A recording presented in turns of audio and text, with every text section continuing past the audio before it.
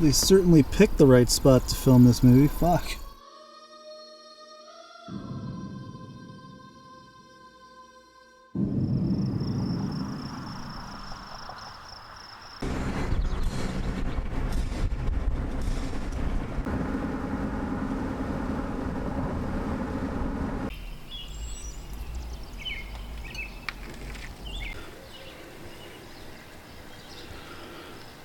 Holy shit. It really does feel like you just walked into a movie set. And I'm only 29 now. Take a good look. Later I'll tuck my shirt in so it really looks like a trainer. But yeah, it's been a long time. And John and I, in the approach of the town. I'm sorry. Wow. I remember being here. I remember doing that. I remember these things. It's just terrific. Terrific to see you all here to do the same thing that I'm doing, which is kind of rediscovering this and looking at it and seeing how we all fit together. It's cool. It's just cool because of these two. The scholar, the man who knows more about the film than anybody in the world, and the man who's exploiting him and his knowledge. Me and John have been good friends a long time. Yeah, I appreciate you guys. So my name's Kenny Caperton, and I'm literally on set cinema. I've been a huge horror fan my entire life. I've been going to filming locations for about 24 years. I'm a child of the 80s, teen of the 90s, and like John here and probably a lot of you guys, I grew up watching this film since I was probably too young, and it's been a staple with me pretty much my entire life. And to be here next to the flagpole with Fritz, my good friend John, it means the absolute world to me. And I sincerely appreciate all of you guys coming out here. I think this is going to be, I mean, I can't say it enough. This is going to be a really special moment. This is the first time he's been back in 39 years. So fully embrace it and take it up. We're going to walk around Whiting first and see what he remembers and kind of show you some stuff. Then we're going to hop on the bus. We're going to go to Hornick, and then we're going to go to Salick. We're going to see the house and some other stuff that's not there still, but hopefully we can kind of explain what took place there and stuff like that. And then later tonight, when we do the full event, John is going to kind of go with you guys again through Whiting if you want to, and he's probably going to have even more information and kind of break it down even more.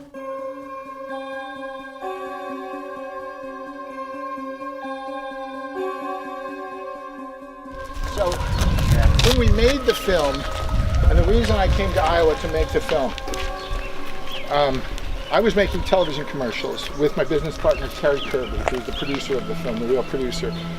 And we were approached by a man who we worked with a lot. I hired to be an assistant director during the making of the television commercials. He was a good guy, Don Borches. And he got a job at the studio, New World, which had just transitioned into a new business. It was purchased, and the original owner, Roger Corman, sold off everything, but no library. They just sold the name. So this film was, I think, one of the first three that the studio planned to make. So I talked to them because of the relationship, and they said, when would you like to leave? And I think it was Thursday in their crummy offices in Los Angeles. I mean, really crummy, like smelly carpet. They just moved.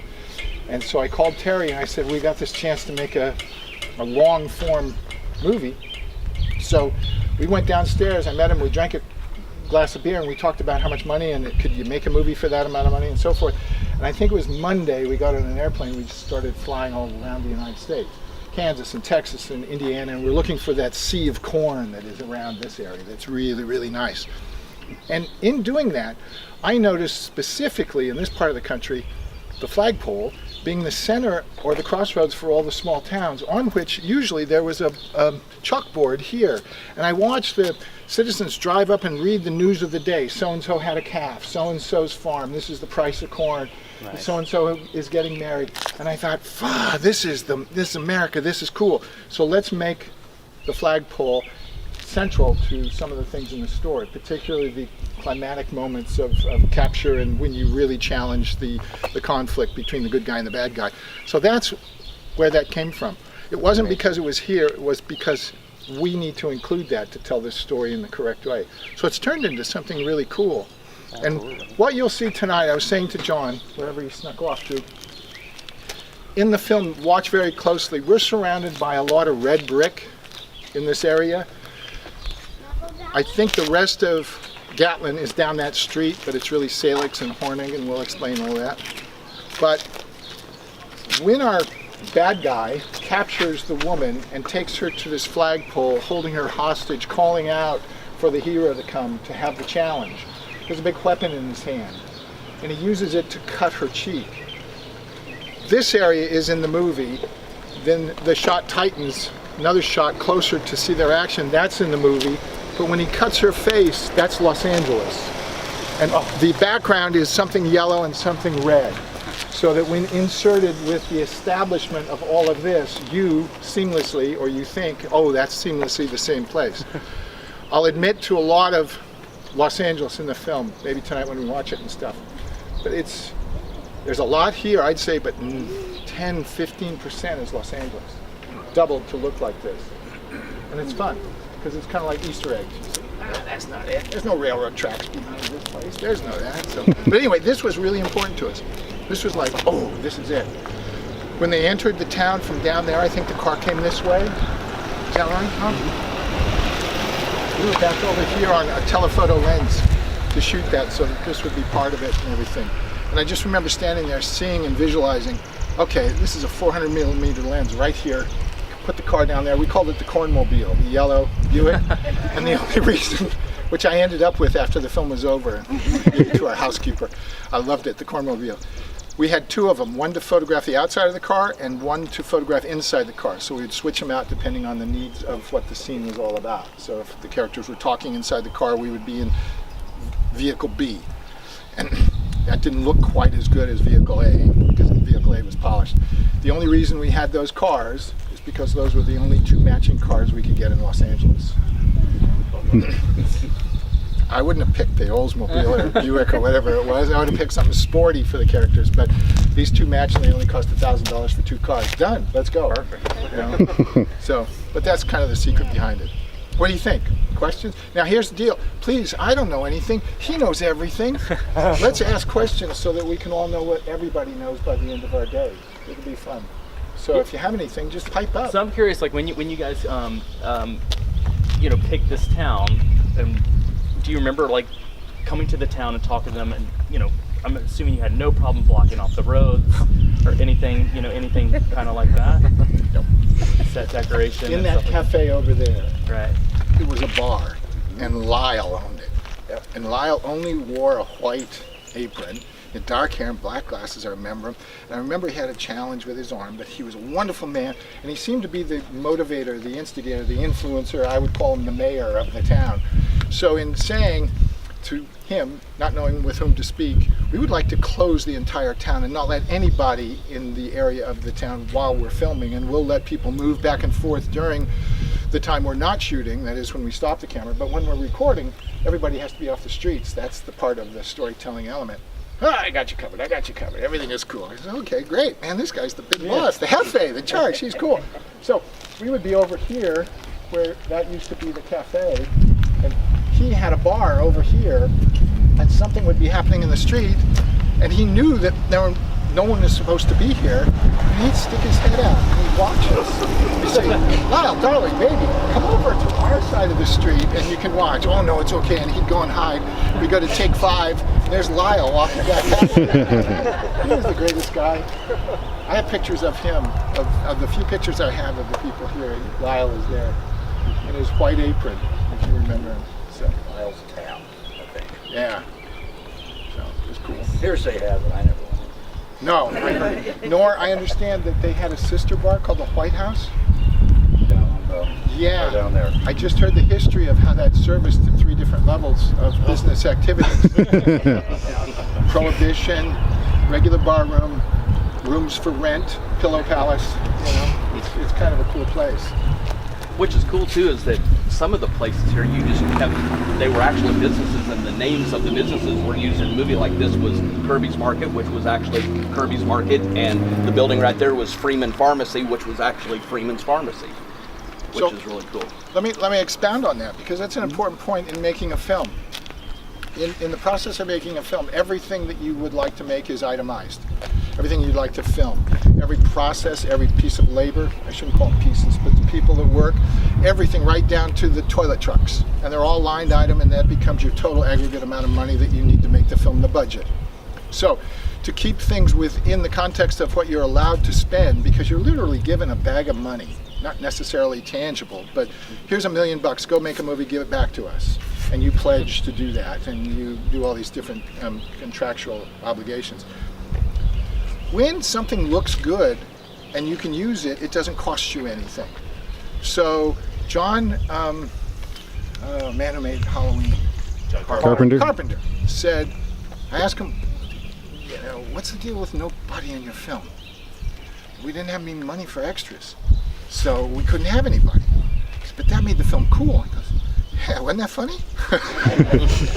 Son of a gun, that's what I'll do. Nobody in the movie. We don't have to pay the extras because they cost $50 a day plus clothes or whatever, and feed them and toilets, and it adds up, you know.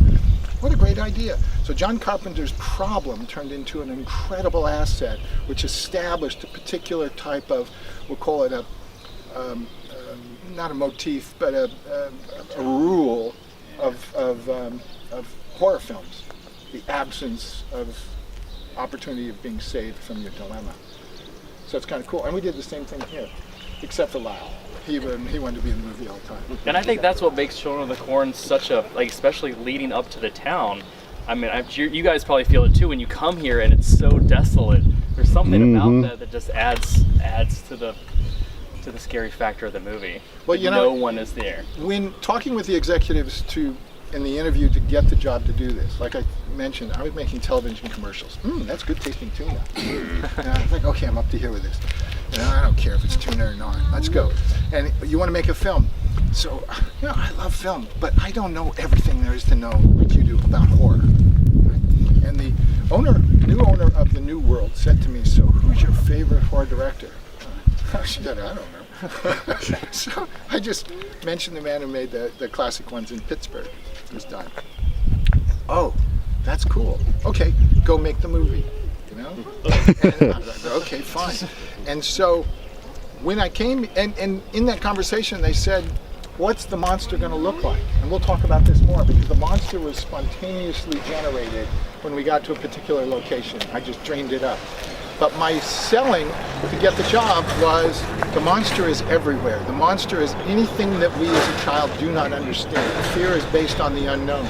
So at night, when nobody's around and you hear sounds, that's the monster. When you're in this town and you don't see anybody, this is a rather spooky. So that was the goal, to drive the idea of fear into the audience's mind. Keep things isolated and keep things in the audio, not necessarily the visual. Let's not see it, let's hear it. And that's what it is. And that's why the thing in the ground is cool, because you don't see it until that really bad animation happens. We'll talk about that. Well, cool. You want to walk down this way and kind of talk some stuff down here? All right.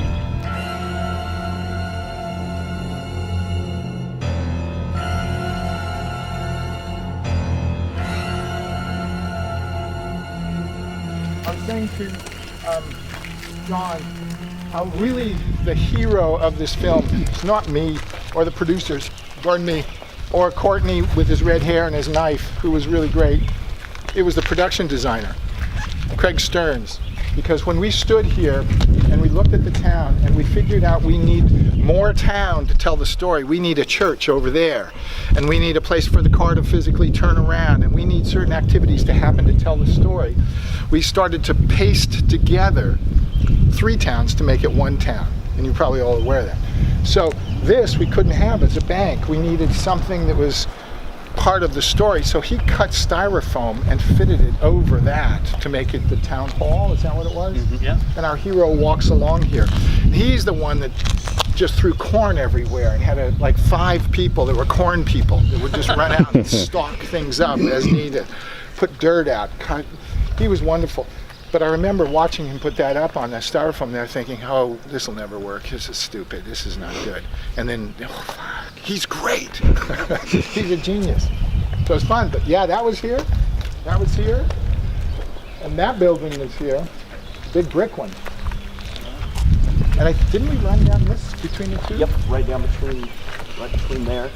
And when Peter Horton walks into there, it's actually not there. It's a train. Was an old train depot in Sioux City where the Blue Man Massacre cut scene happened. That's right. Well. That was the town hall exterior, and then he went in, and we went to the train station, and outside the big train, is it still there? The train is not there. No, it is not. That's where we took the crew picture. The picture that we just took was down there. Yeah. And that's where the missing footage is shot. Sorry for the interruption. What they're talking about, the lost scene, is a scene that appears to have been cut from the movie, dealing with Officer, or Ossifer if you prefer, Hotchkiss, the blue man who was strung up and across from Linda Hamilton's character Vicky when she was put up in the cornfield, and the page from the Bible. He was the person trying to burn the cornfield. There were production stills released for the press and marketing that show a scene where Officer is being stabbed. Now the interesting thing is, this is back at a time where they didn't really have DVD special editions where they could release unreleased scenes or streaming services where you could drop them. So it was just kind of a rumor. If you go to childrenofthecornmovie.com and see the post about the lost scene, you'll actually see a response who it appears to be from the person who played Officer Hotchkiss, the blue man, stating that the scene was indeed filmed and that he also would hope that someday it gets released. At the time. The windows were broken at the top, and they were yellowed by the dust and the dirt and crop up, weather and so forth. And I thought, again, just making up stuff. This may make movies sometimes when you're there.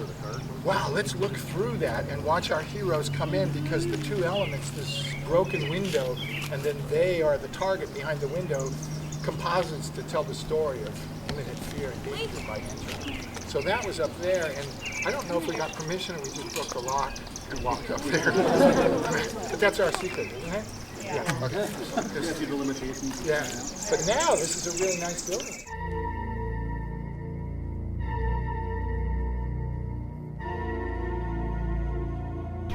I was saying to John that that street that way, if I'm not mistaken, is the continuation of Gatlin, which is really Salix or Hornig, where the church was. The exterior of the church. Yeah, that was Salix. Salix.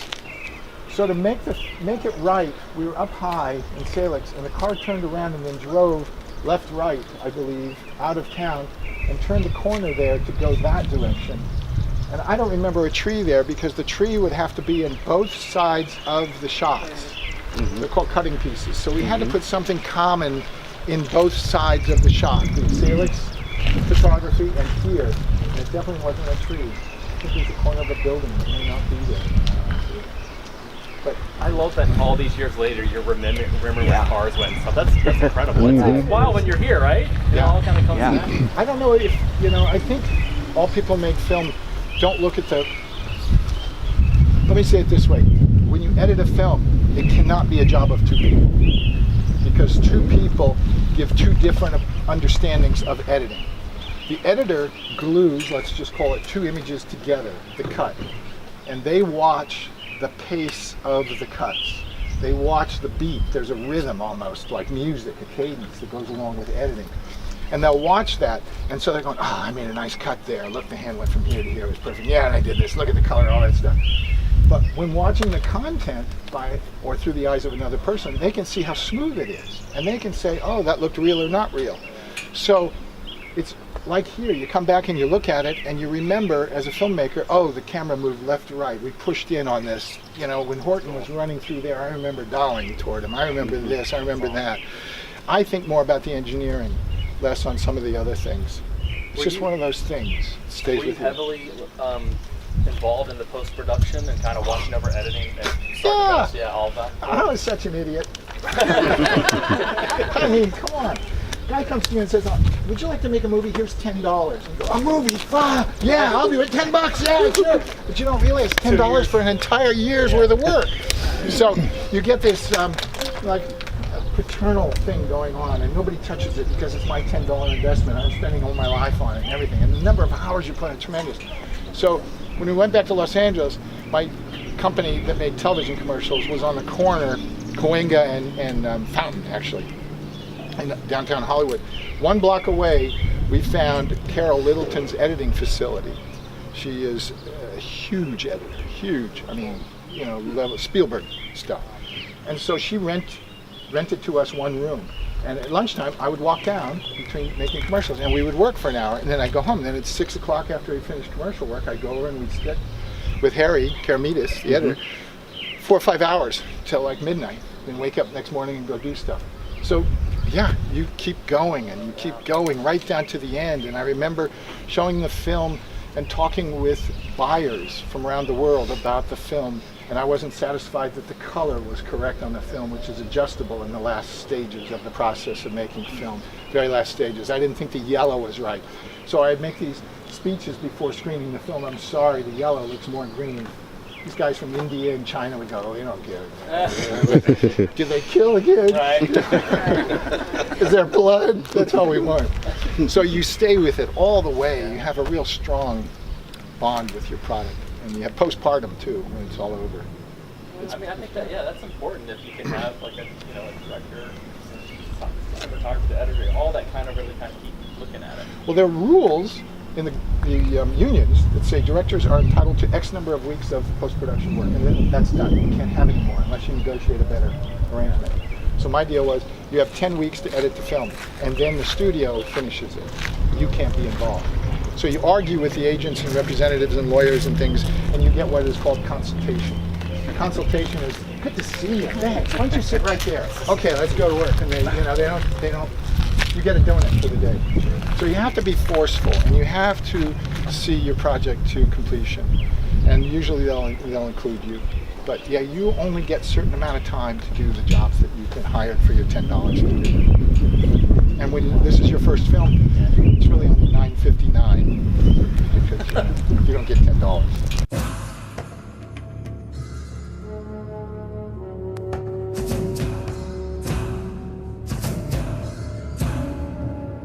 And believe it or not, this man works security on the set of Children of the Corn, which is incredible. So oh, wow. I appreciate it. Let's round of applause for Rick driving us around.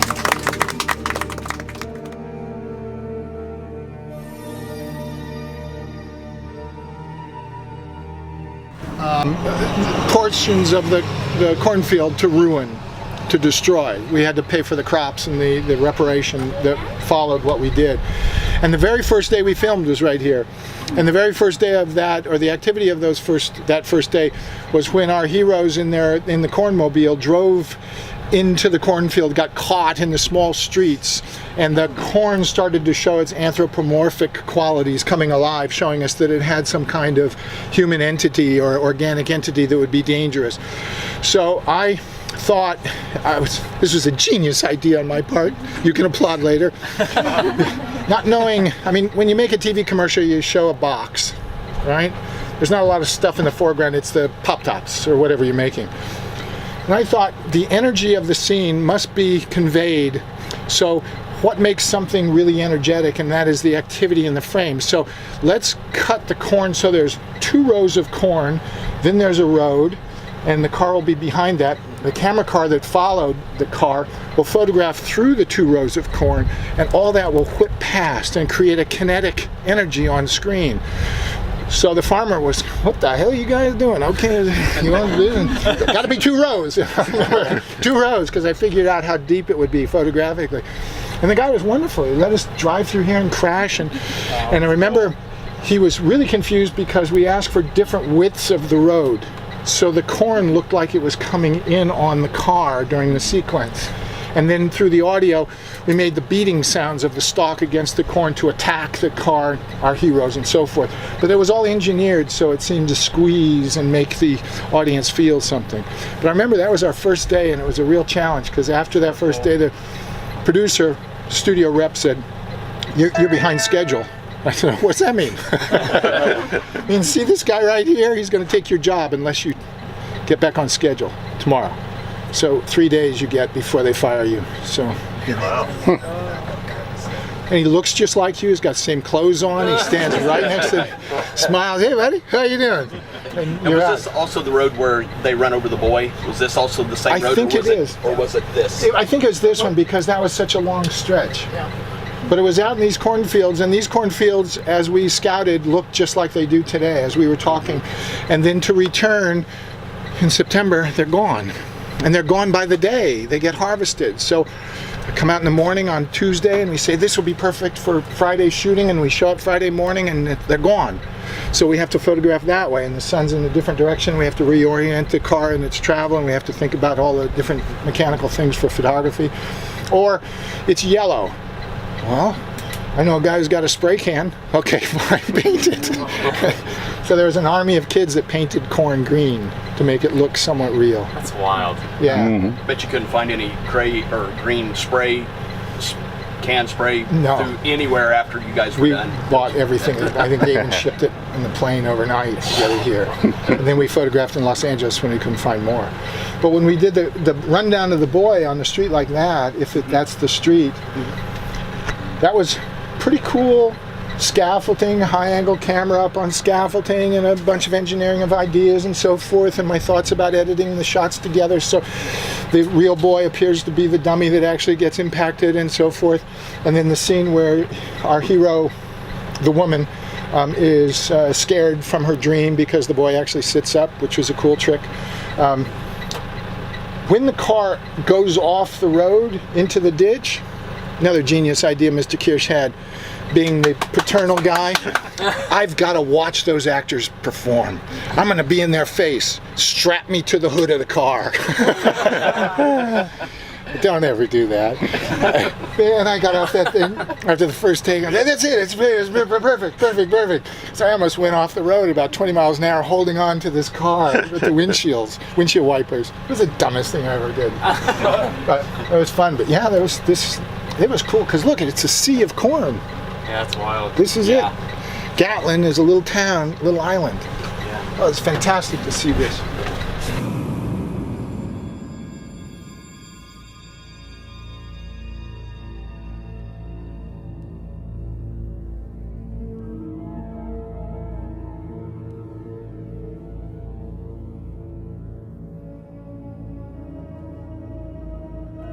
The cafe that doubled for the inside. The interior was here, the exterior was at Whiting. This cafe looked just like it did, except for some of the booths were changed. I got to eat there in 2007 and on a Sunday, and it looked just like it did in the movie. When I opened the door, I knew exactly where I was. Unfortunately, in 2008 on Christmas Eve, they were making some kind of brisket or something for Christmas Eve dinner, and something, I'm not sure how it caught fire, but it burned down. It was total loss. When filming was going on, it was called the Star Lanes. I guess it was a bowling alley. And I don't know if it's called Star Lanes Cafe. Okay. And then when I visited it, it was Main Street Grill Cafe. And he's talking about the opening of Children of Corn when they kill all the parents. The massacre. Did not drink the coffee. Did not. I wasn't about to do that. did not drink the good coffee. No, I did not. And it would have been right here in this grassy area. And then when you see Isaac, right, through the window, you can see the stonework and the buildings right across the street there that are actually still there today, where the old truck is. And there, you see in the movie, you'll notice there's like a green combine sitting there. The guy that is sitting there, when Isaac looks through the window and there's an older gentleman sitting there, that is his combine, and his daughter actually lives here in town, and she actually got to make a birthday cake for Linda Hamilton because it was her birthday during filming.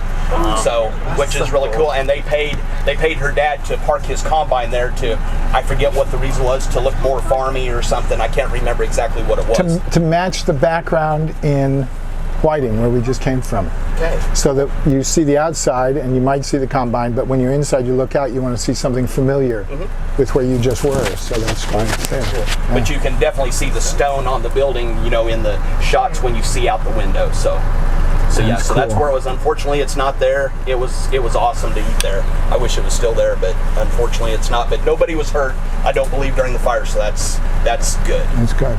Yeah, so this is new right here, that they're completely redoing this road. There was an actual road there last year, but Yeah, it was nice. yeah. Let me say this before we go too far. Most of the work that was in the coffee shop is Los Angeles work. So the establishing shots of the counter and the little boy and the getting the ice cream soda and the people on the vending machine and so forth. But when the slaughter begins, I'll call it that sequence of I don't know how many shots, those are pieces of wood painted to match the wallpaper in here, shot on a little stage in Los Angeles with extras from Los Angeles who were not in the original shot. And the slick, huh? Genius of Kiersch. And the funny thing is, these were people who were friends of friends. They were not people in and around the film. So to perform as if they were choking and doing the things they were doing took a little coaxing. And this one man who did the best choke had a tie on, and I got this inspiration while he was doing it. Oh, you must loosen the tie. It's because it's clinging, it's taking your air, it's taking your air. Pull your tie loose, pull your tie loose. And I'm talking him through it, and he had a clip-on tie, and he just went bink.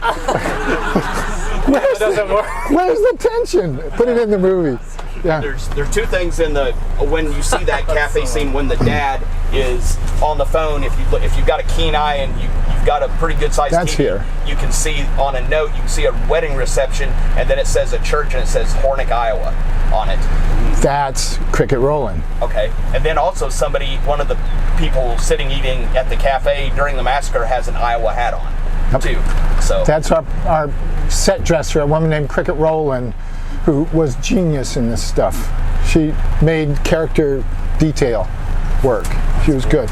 She's the one that brought the little corn salt and pepper shakers to Los Angeles to put on the table for this sequence. That's what it takes. Those little details. Yeah. And I know a lot of you that aren't from Iowa probably didn't know this, but in 2019, this area got flooded. This was all, it was under, it was underwater. A lot of people lost their homes. Most of the towns. Yeah. Yeah. How did it flood? From rain? Every levee from Council Bluffs to the border was breached. Sioux Falls is where the big dam is, and the Corps of Engineers says, let's let out this much. Well, that was about that much too much. And took everything from the... You had about a foot?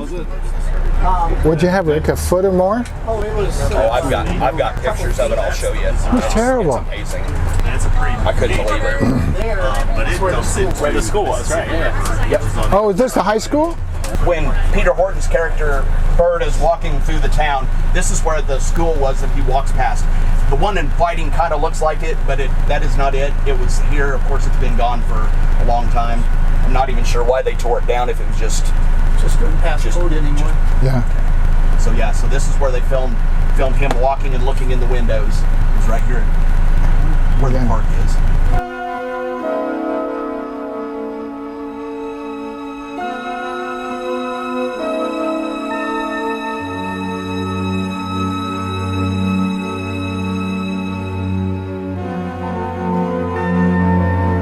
Because of Corn, I got known to make children's films and was approached for a number of them. The second film I made was Tough Turf, with Jimmy Spader and Robert Downey Jr., and they were kids at the time too. The difficulty with children, based on the laws of California, where you hire the children, not necessarily shoot here and hire kids here, but because we brought them from Los Angeles, the laws require a guardian with them at all times, a certain amount of educational time during the day, a certain amount of work time during the day, and recreation time during the day. Depending on the age, like a 6 to 12, you get 3 hours of work. Under 6, you get 1 hour of work and 6 hours of play and education. So you have to balance it out. So what you have to plan on is doubling the children. So you have an army of children standing by in the same wardrobe who, when one child is told they have to go to school because the guardian shows up like a Nazi, you take the child, bring in number 2, and you just rotate them through.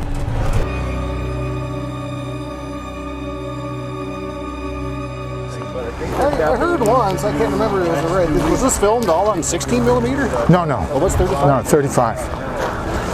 35 Aeroflex, Otto Nimmons rented, no, maybe Otto, or Denny Claremont, Los Angeles, friends of mine, with whom my business partner and I rented all our equipment for the, you always rent equipment, you don't own it. So we went to the guys and we got special deals. You guys gonna make a feature? Yeah. Your next one you'll pay us more money? Yeah. That kind of stuff. He was good. I've heard that horror movies are like the funnest to like work on. Is that like true? They're all the same. They're very serious work.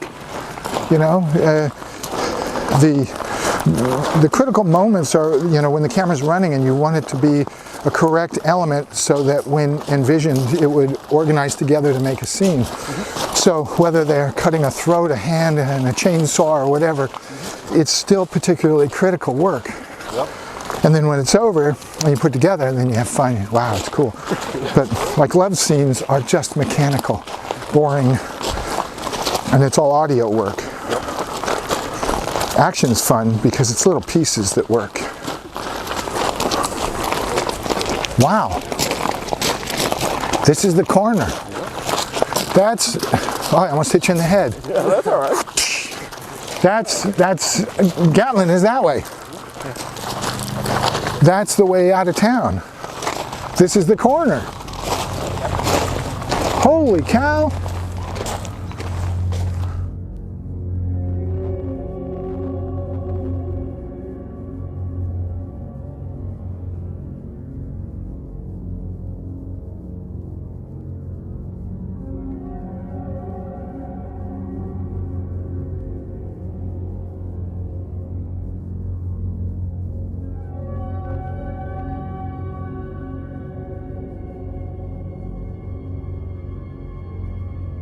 Someone was here. I'm gonna ask them. When you see them driving like into, supposed to be back into Whiting, and then of course then when you see them really close, then you see the flagpole. Actually, when you see them driving into town and then they kind of, you hear them do a little hump thing like they went over a bridge, that was actually going into Hornet. Yeah. That little part. But then the rest of it, when they, of course, whenever they go past the Whiting garage, that's all in Whiting. But that one part where you, and you'll see the car kind of do that little hump, and you can hear it like a little bridge. It was just right that way. That's right. That's the reason the reverse with the is the long lens, because it makes the background go out of focus. So we can't see the specifics of what's down there, and then when we go to the next image, we can't see the specifics, but our interest is on that yellow car coming toward us. That was part of the, like, faking the connections. But yeah, that's it. And then they drove past here. He jumped out of the car here, and he ran up because he thought, this is the miracle of movie making. I don't know who wrote this crap. I don't know how it works. But I've driven by a lot of houses and I don't see anybody inside, you know. But he somehow saw the door closed. Vicky, I got to go inside. And he walks right in on this guy's house, these people's house. This is like the boldest move in the world, but it worked. I would get away with that. Yeah, hello, hello, and he just walks in. All that stuff. Yeah, when I was talking to Fritz, so I believe you said this was something that was kind of a spur of the moment. You found this house, correct? Yeah. Driving? Yeah, as we spent, Terry and I, maybe 2 weeks here, driving, looking, finding, putting things together. We could use this portion of Salix, this portion of Hornig, and then talking with the production designer. The house was always a difficult find because it too had to be an isolated element, something that was far enough away from where the kids gathered, the coffee shop, and doing what they did as the cult, wherever they hung out in the cornfield, and back up to corn. We wanted it to have a field behind it. And so I don't know how we got here, but just like our heroes, we turned the corner and it was, son of a gun, this is it. Stop the vehicles, let's stop the caravan. And it came out, and this was just cool, Americana, farmhouse, screen door, everything was here. And we were talking, but I swear, when you go in the door, the living room's off the left, and we shot something in there. I know we shot out, but we shot something, nothing upstairs. But I thought we were inside. And when we came here to film on the day, like every day, I knew what I wanted to do. I had storyboards that I started at 4 in the morning and drew pictures and had my shots in my head and drew them out as a map. We'll do this in this order and this kind of thing. I didn't know how to make a house scary. So if you remember in the story, the woman is left alone here. and the children come to attack her. They're sent. Get that evil by, what's his name? Isaac. Isaac, go get those dwarfs, you know, get them out of here. And I thought, what do we got? And we were just talking about props. And the prop man showed me a bunch of weapons that he wanted to give to the kids. And I saw that sickle and said, "Foe, this is cool. This is dangerous. I don't care if it's farm or not. This is scary. You stand right here with that thing, and here's the camera, and you just wave it out. And then that will be our entrance to this dun dun dun, you know, those two elements. Here's death and a sickle, and here's their target in the background. And that made that shot, which is now, that's the movie when you think of it, this kind of sickle in the cornfield and that kind of stuff. But again, it was just, how do we do it? This is cool. I like this idea, and we went for it. And then we climbed over this house and cut the screens, and we did a bunch of stuff to it that people didn't like, and they got $10 when we were done, and then we ran away. So yeah, that's amazing. So yeah, this shot he's talking about, the low shot with the kids coming into frame with all the weapons. I mean, to me personally, that's my favorite shot of the, like, really of the entire film. So you're saying they just laid out weapons, and you made the decision to use the sickle that's now the iconic. That's incredible. Let's go back to that statement earlier in the day, the genius of Kiersch. I mean, you know? hey. I mean, literally, I mean, it just, we'll talk about it, it just happened. Things happened on this film that were not planned except when we got there, like the monster in the ground and the monster coming at us, and I don't know what it's going to be. And then when I tell you about those clouds over the cornfield, that's all from a Kawasaki commercial. I stole the footage and married it together. It's bizarre. And so nothing was like, this is exactly what's in the script. And so he did it. So yeah, it's a lot of, that's the fun part of making movies. You have inspiration and ideas right on the moment. You get all excited, and you have to get dress shields because you get so hot, you know? It's just cool. But that was it. That was the fun part. And in the 80s, I mean, you know, when you, especially if you grow up on slasher films, like the weapon, you know, ends up being its own unique thing throughout film. And me personally as a kid, like the sickle, I just didn't grow up seeing that image. So to me, it made the weapon kind of even more bizarre looking and scarier. And I think for a lot of people that didn't kind of grow up in the Midwest or whatever around farms and stuff like that, that weapon, for whatever reason, to me, since it's kind of alien, was much more scarier than like a knife. Definitely, yeah. It's a antique farm instrument. That's it. You know, you know, yeah, painted yellow. Yeah. I don't know if we painted the house or not. You know, one of in thinking about making a movie, you also think of the color palette. John has it on his phone. Yeah, we think of the color palette. So you think, and this is kind of getting deeper into the weeds of making film, but every character has an assigned color, and or an emotion during a film has an assigned color during the scene, and it's subtly placed. So in our film, yellow was a certain element of what the children were all about. Just like the angle and placement of the lens, when you look up at things, you're looking at the evil. When you look down, no, when you look down, you're looking at the, you look up, you're looking at the evil. When you look down, you're looking at the good. So when you see the opening of the film and our little narrator looks up at his father, he's really looking up at the storytelling evil. So the low angle was just reversed from what it normally is. When you look up, you're looking to spiritual and heaven and the good. In a film, a frame, this is good, death is down at the bottom of the frame, that's bad. Left is the unknown, right is the knowledge. So when you watch people on a talk show, the person, the guest, is always on the left. They say something, and then on the right is the host who finishes the joke. When you see Clint Eastwood movies, the person who says, "Oh, it looks rocky up there," Clint Eastwood, the hero, on the right says, "We'll have to go on foot." You know? That's the way it works. So you use the composition to do stuff, and that's part of this, because it was yellow. Well, cool. So you guys, And the place didn't really have a cellar, did it? No. The cellar was fake. Oh, the cellar is not even a cellar. It was just like a thing where they just had to kind of get down in. Here's something about this house. This cellar that John's bringing up is kind of interesting film garbage and film tricks. The kids take our hero around the house and they go into the cellar. This is their sanctuary and their hideout. So they take him down to have further security and away from surveillance of the other bad kids.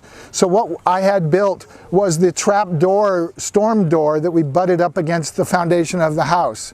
We dug a hole about 6 feet deep and put what are called apple boxes, wooden boxes that we use to build a staircase.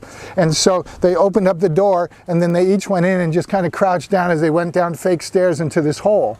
And then the next scene is actually done in a garage. Some of it's in LA, where only one side of the tunnel that they negotiate is photographed. So it's not really a basement. And then we built, I think, 2 walls, and they got repaired there. That's where Horton gets stitched up. Oh yeah. Wow. So watching the film, I mean, it's that old trick. Works good. Then they run out and they and the cornfield was, yeah. Now, Charlie Chaplin did it. That's, you steal from the good guys. You borrow. But this is cool. I'm surprised. Yeah, so last year, just like in the film, there was corn wrapping around the back of it. So every year, I guess they rotate the soybeans and the corn, so the corn's not behind the house this year. But. Yeah, this is the spot. He went out and we had fish wire on the corn so it would open up. And 2 guys took fish strings and on either side pulled it and cha-cha, cha-cha. And had the little voices in the soundtrack, and the kids are allegedly out there saying, come in, let's have lunch, it's a buffet. Was the Monopoly scene in LA then? No, that was at that other house. We did the interior. Yeah, with the little girl who'd never read the script. What? We never told her what the story was about. She was too young to understand the implications of children and parents and this kind of cult-like thing. So her mother did not want her to know it, and she had this innocence and this idyllic, childlike quality. So don't tell her what's going on. But the little boy, Robbie Krieger, he filled her in. Little devil child. Yeah. So. Yeah, would you like to get a group photo? Oh yeah, we got to be in front, picture in the background. The thing, another group photo.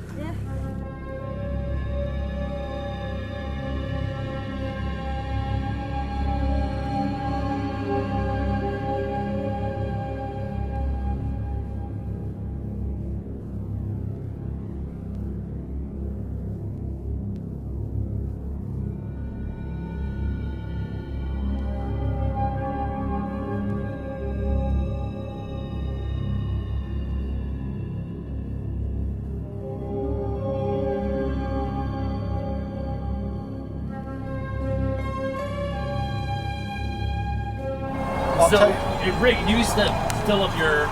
When I was 16 and driving my vehicle, 27 cents a gallon. 27 cents a gallon, yeah. That just made me sick. I'll tell you something about the process of using this location was, again, driving by, that's the place. We need an isolated guard shack to protect our town, the island. That's the place. We came out to shoot that day and it's raining. So all the work that we did was kind of isolated till we got to stay inside.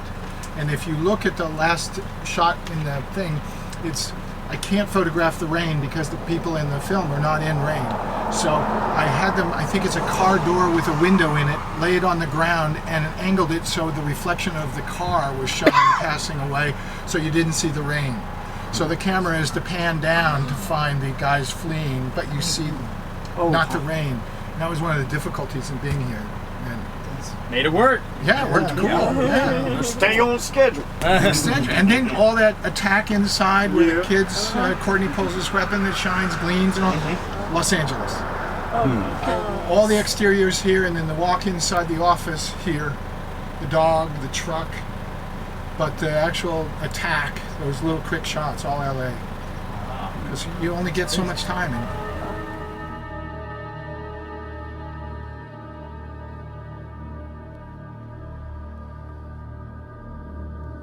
Facade that looked like the church, so that way it looked like they were coming out and running into the streets, where in actuality the church was, the interior was in Sioux City and the exterior was... You can see some of those, right? Yeah, oh yeah, yeah. This building right here is the most iconic one. You see that in the shot of the arch. A lot of all of those buildings though are completely gone and completely changed. This is about the same.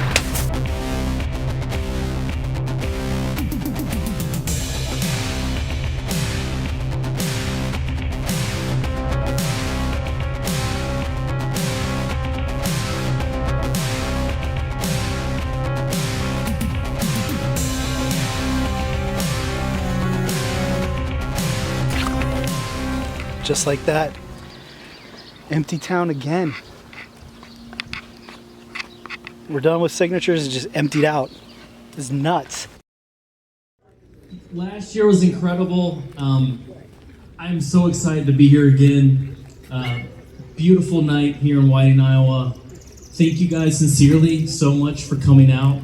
It means the world to me. Who is here from out of town? Wow. Who, out of state? Just yell out the state you're from.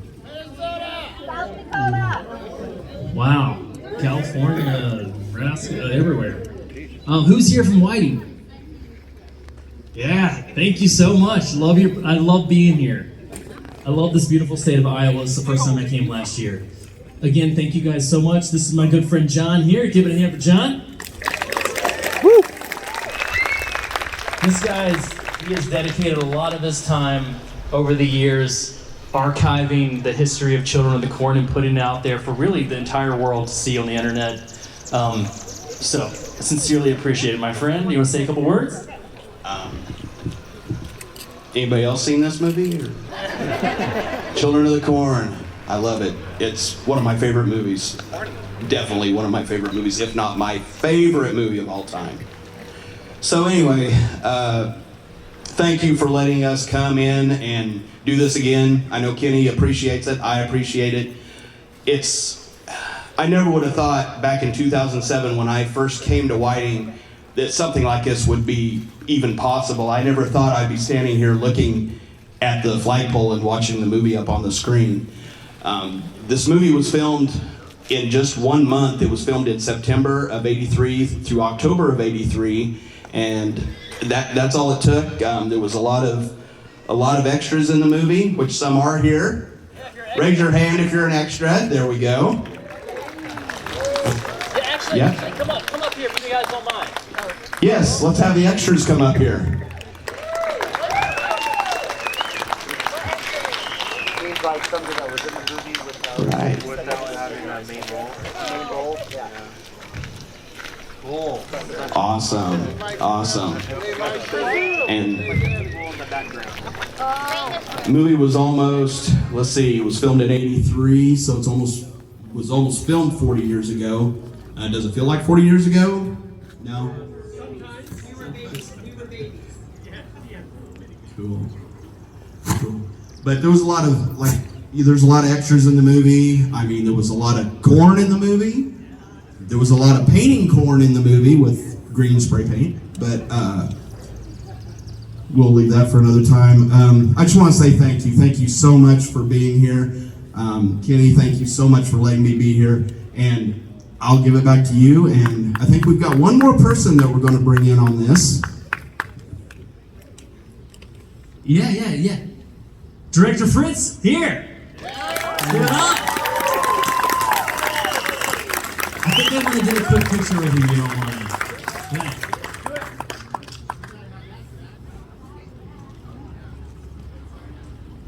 Wow, that's so cool. So what we're going to do, you guys, we're going to watch the film, and anyone who wants to stick around, Fritz is going to do kind of an in-depth Q&A, so be thinking about anything you want to ask him. A couple t-shirts left over. If anybody wants to grab those directly after the screening, that's cool. Support there is greatly appreciated. But without further ado, I'm going to let this man right here do an introduction to the film, and then we're going to watch Children of the Corn.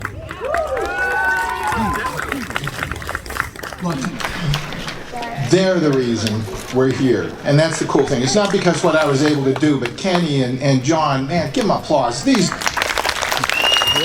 heavyweight dogs, I'll put it that way. So I'm thinking about when you said when you talk to everybody before the film, I'm thinking, what can I say that's important? Because I'm just a dumb tall kid with a starchy shirt, you know? And I thought, here's a funny idea about this, because it's kind of the oxymoronic thing about the film. I was really proud of this as my first film. And I went, when I lived in Venice, California, to a theater that was showing the film, and there's the marquee, Children of the Corn. That's me, that's it, I'm it, you know, it's really cool. And it was in the area where there were a lot of second-run movie houses where they would run the film for $1.50 or whatever, and it catered to the retired community of Santa Monica at the time. So I excitedly stood there and I'm thinking, oh, this is really cool. And a woman just walked out, retired woman, came from the theater. And I said, hey, what do you think of this? And she said, oh, it's just awful. It's just awful. These kids with their knives. I don't. And she went on, and I thought, oh boy, there goes my career. I'm down the drain. But it made me realize how cool it is to make a film, and how to come back here and to see all the things that we just more or less, which we will talk about after we see the film, made up on the day. There was a lot of planning into the film, but we made up a lot of things that made the film work and particularly fit into the community to make it look the way it looks. So I really do hope you enjoy it. I hope you see things in it that you will ask questions about, and we can better define them, but you see things that are familiar, and you see some of our stars that are in it that are here with us tonight, and you just have a good time. I think it's cool. So eat popcorn, let's laugh, and let's giggle at the silly lines that used to be scary. So it'll be cool. So I hope you all enjoy it. Thank you for being here.